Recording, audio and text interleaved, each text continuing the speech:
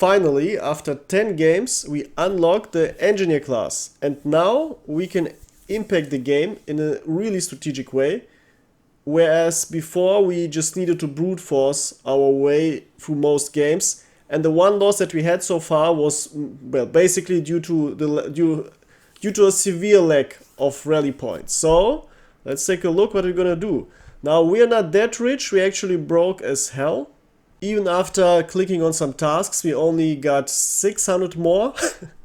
So 600 more silver won't really help us. Now why did we get broke? Very simple. I bought everyone MP34s and they absolutely paid off. Also buying tankers for our tank crew was actually breaking the bank because every one of them costs a whopping 3,000. Yes, 3,000 for a basic soldier. Literally double the price before the merge. So that's not cheap, especially in the beginning where our Panzer III absolutely needed the 4th soldier, so we have a loader, and yeah, the 5th soldier is a substitute for the other soldiers who constantly die since the tank is barely. Yeah, it has okay armor for low battle rating, but it's not that good, and the cannon isn't also that good. But we had some good fights because knowing how to angle your tank and shooting the enemy's weak spots is helping us a lot. So this tank helped us grind a lot. The medics helped us get lots of experience, especially in close quarter combat. And the snipers, unexpectedly, well, at least against my expectation, were the MVPs in many games, because having inferior equipment isn't that bad if you have a sniper rifle and can aim well. And the biggest joke is our sniper rifles aren't even properly upgraded because we're broke. So the sniper rifles actually underperformed way under what they actually could. So yeah, so far we're doing very well. I even got 20 customization from the battle pass task in the beginning, meaning I could buy my medics helmets.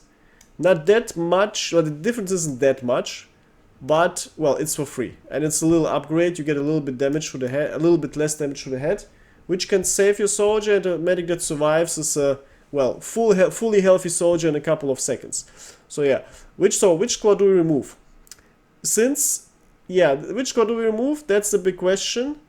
And this is why I made this, one of the reasons I made this account, because new players are constantly confronted with that question. Gaijin obviously wants to put pain on you to force you to buy a premium account, but yeah, let's see how we're gonna solve it without. And I usually would say snipers are the worst squad you can have, or not really essential. But as I said in the beginning, they absolutely overperform.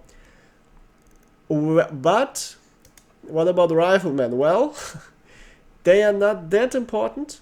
They literally only bring mass. And, well, here's the deal. Having only bolt actions, and we can't even afford to upgrade these bolt actions. By the way, I made a financial mistake by upgrading those, because I forgot that they have 4 stars and not 3. I thought I would have them on maximum. Yeah, that mistake cost me like almost 10,000 silver. Yes, that was a very expensive mistake. But yeah, we want the snipers absolutely. We want the medics also, because they're still our only soldiers who can properly use the SMGs. This is our second assault squad, by the way. Also everyone with SMGs. But only the very weak one, like the leftover ones. And yes, like the rifleman squad is literally the squad we need the least. So yeah, also if we kick them out, we will get access to lots of weaponry, that also lots of soldiers that we can put into the growing squads, which is gonna save us quite a lot of silver in the short run, also in the mid run. So yes, this is the best play to do now. I'm just gonna take them out and first unequip them. For those who don't know, you can quickly unequip everything from a soldier by clicking presets and then remove unnecessary. That's what I just did in a couple of seconds for all the soldiers to save time. Now let's see, which are the weakest soldiers we have.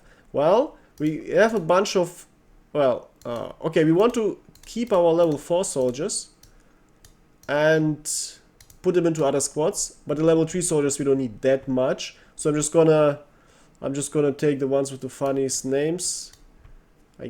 Yes. Oh no. We need to put one back here. Let's take this one back. Alright. Now we can kick out this squad and finally get our engineer squad. Wonderful. Wonderful. And this one comes with an engineer. First time Gaijin shows us its generosity. And yeah, since we are broke, we are quite low on grenades. Now the question is, which grenades are we gonna distribute where? And here's another very important thing to know. Whenever you get a new squad, make sure you salvage all of these grenades and equipments from your soldiers that the squad brings you, because forgetting about these grenades can literally cost you quite a couple thousand silver, since yes, like these grenades in the beginning are obviously too expensive to put on every soldier. And by the way, what the hell is this chin? And some of our soldiers died very unnecessary deaths because they like grenades. And now we have more of them, which is amazing. Okay, so now we're gonna... By the way, they have Kakanos. Do we want to play the Kakanos above the other bolt action rifles? Now they have a nice sound when they shoot. They get 6 bullets, which is 20% more, but the fire rate is only 45. This thing 54. Yes, I'd rather have the other bullets. Also, look at this. They are Italians. It's an Italian squad, so these soldiers are gonna speak Italian. If you absolutely want funny Italian-speaking soldiers, you can actually keep them. Now, I'm obviously going to keep this engineer, since we are broke. We are definitely too broke to buy engineers ourselves now. And I'm very happy that we get this cool bonus of having an Italian engineer who's going to speak some funny Italian sounds. And now another thing that we're going to do is we're going to use the preset mechanism now. Because having so many riflemen means that we will literally waste too much time equipping everyone by hand. So I put a preset for riflemen on this. I have more presets here. And now I can just go here and click on this, apply. Don't click on save, click on apply. And you get the same thing. Yeah, so this saves a lot of time. We even have a bunch of pistols. Now, I didn't even know we had the pistols. I'm quite sure we got them from the tankers. Yeah, because this is where I usually get pistols from. I'm gonna give the pistols to the snipers, because they are the ones who need them the most likely. And now we want to distribute our grenades, and then we can start into the next game. Before that, we're gonna think a little bit of about our army, what strengths, weaknesses we have right now. We're gonna use the engineer squad the absolutely most, so we want to make sure we have... Yeah, I'm gonna make sure this squad can... I'm gonna make sure this squad can blow up tanks absolutely reliably. Yeah, currently... Here's the deal. I recommend also putting if you have very few explosion packs, putting them on the last soldier. So the soldier you rush on first has the normal grenades you want against infantry, which is going to be the case the most time. And when you're up against tanks, you just switch to the last soldier in your squad, and you have the TNT ready. Now, yeah, this is a smart thing to do that I didn't use so far, but yeah, now we know this is how we want to play. Yeah, there were some situations, like when you play Enlisted for 10-20 games over a couple of days, you're gonna notice that the rare situation actually start coming up more and more often due to having played more games. And yeah, remembering a moment where you were killed by a tank which you could have blown up if you had a TNT pack, yes, that's gonna haunt you forever. So this optimization with the TNT packs on the last soldier is quite useful. Now the last decision that you as the general for your troops have to do is where are you going to research. And since we already unlocked the easy quick researches first, this is the perfect moment to start strategizing what your exact plans are for the next games and for the possibly next weeks of playing.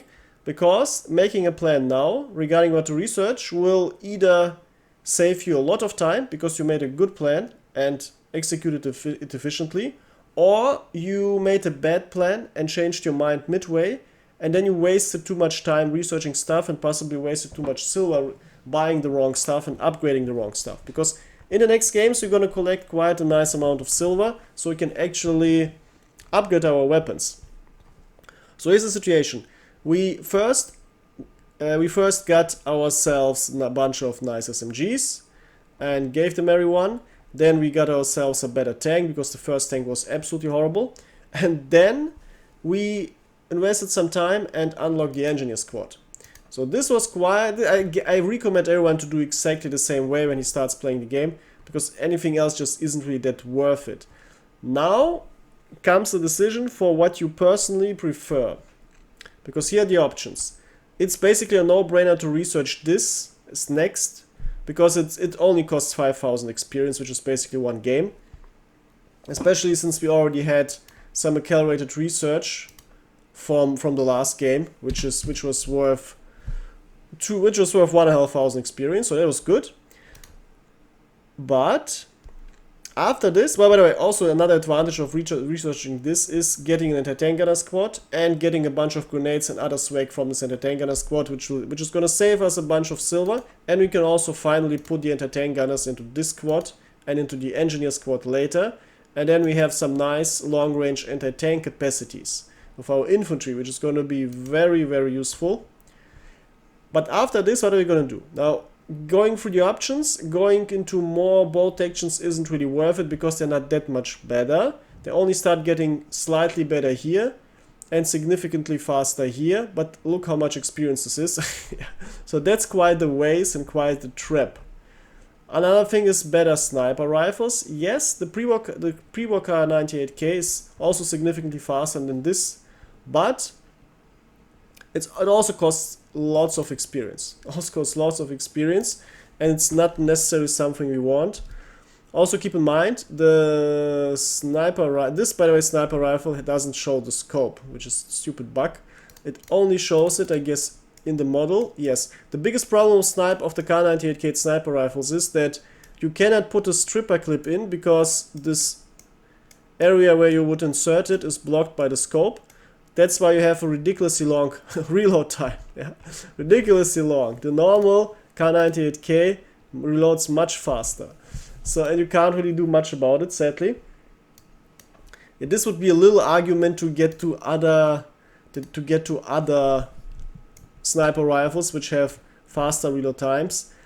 Yes, that's quite the argument. So if you really like sniping, getting this Kakano is worth it. Because it has one bullet more and it has a similar scope. Well, the biggest advantage of sniper rifles over bolt actions is usually every scope is quite useful. And bolt actions though can suffer from getting you a poor scope. So this is one thing. Yeah, so if you like sniper rifles, getting this is a really good decision and upgrade over the first sniper rifle. If you like SMGs, well, you're gonna get the horrible German drilling, meaning triplet shotgun, which wrongly gives you only 2 bullets per shot, or 2 bullets in the barrel, not 3 as in real life. Yes, and then you would get some more, though the first really worth it SMG would come with the FNAP very, very late. So if you absolutely want to commit to SMGs, okay, but this is not really worth it, not really efficient. The first really good decision, besides the better sniper rifle, is going into machine guns, because this will give us our machine gunner squad, the best squad in the game overall. When it comes to low battle rating games, is a beginner. Well, overall one of the best squads in the game, and when it comes to fighting power, also one of the best squads in the game. And for low battle rating games, absolutely the best squad in the game, because machine guns are very strong on low BR. And the HMGs that you can build are the strongest thing overall on low BR. There's no weapon as strong as that. You can laser through tanks with them. So this is a good decision too, and my favorite so far. Well, getting the next Panzerbüchse, yeah, the thing is, this one's also very weak, moderately stronger than this, not really worth it. I'd rather get the machine gun, even though it costs quite a lot. Or getting into better tanks. And this is also tempting, because this tank has a ridiculously bad cannon. Yeah. This tank has a ridiculously bad cannon. I much rather get the Italian tank destroyer because it has, well, similar armor, actually better armor, because the turret has more and it has a lower profile, so it's harder to shoot. And the cannon is insanely good. The cannon is gonna one-shot every enemy tank. So yeah, my personal favorite right now is to get into tanks. Also, look, it's only 33,000 experience, much better than 60,000.